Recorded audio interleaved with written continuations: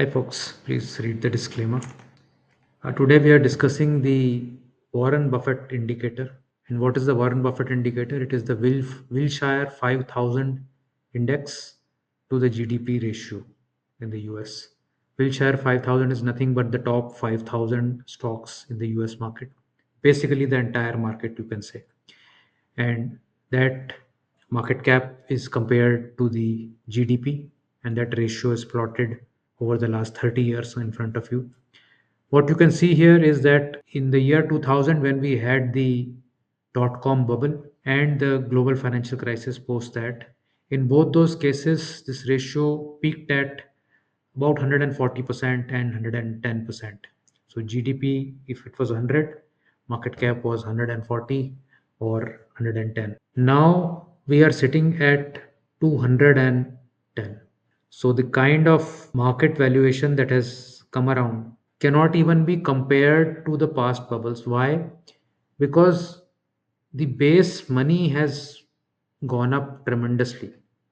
And while that may not have created the intended GDP growth, it has lifted all the asset buckets, and assets have risen disproportionately in the last, especially in the last 4 or 5 years. You can see here till pre-COVID, this number was still 140, 150, perhaps just 160 just before COVID.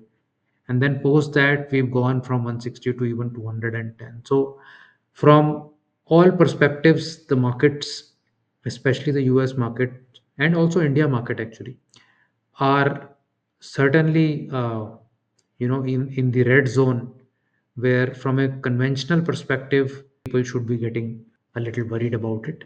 But from a liquidity perspective, the US market's looking very, very strong. It is hitting new all-time highs every week.